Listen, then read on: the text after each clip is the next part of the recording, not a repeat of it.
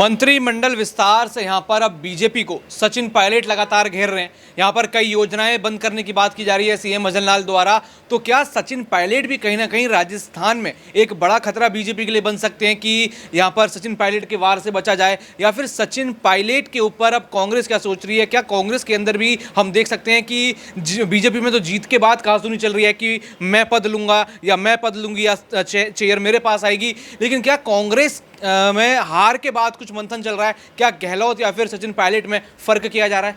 जी बिल्कुल, मुझे लगता है इसमें कोई दो राय नहीं है, क्योंकि अशोक गहलोत का जो दौर था वो कहीं ना कहीं इस विधानसभा चुनाव में देखने को मिला कि काफ़ी बुरी तरीके से जो है कांग्रेस को हार का सामना करना पड़ा। ऐसे में जो है अब तमाम सवाल उठ रहे थे सचिन पायलट को लेकर। तो आपको यह समझना होगा कि सचिन पायलट वह नेता हैं जो अपने ही जो मंत्री हैं, खासतौर पर बात करें अशोक गहलोत के खिलाफ उन्होंने मोर्चा खोला था, और पेपर लीक मामले की जो जांच है उसकी कार्रवाई की बात करते हुए उन्होंने अपनी ही सरकार को घेरा था।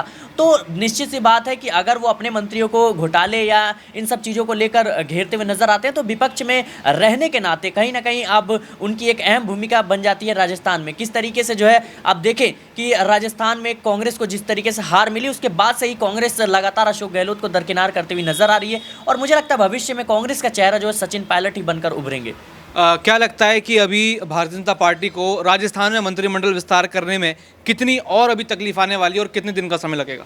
मुझे लगता है ये तकलीफ की बात नहीं है, भले ही जनता जो है इस बात को उठा नहीं रही है, लेकिन आपको यह समझना होगा कि बीजेपी वह पार्टी है जो काफ़ी सोच समझकर 2024 के लोकसभा चुनाव को देखते हुए डिसीजन ले रही है। तो ऐसे में मुझे लगता है करीब करीब मुझे लगता है रविवार तक जो है समय ज़रूर लगेगा।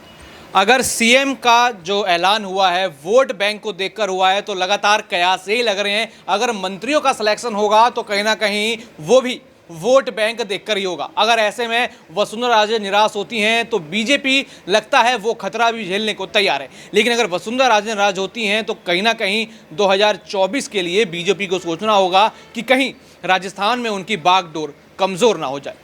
बाकी और भी ऐसी खबरें जानने के लिए देखते रहिए SPN9 न्यूज़। धन्यवाद।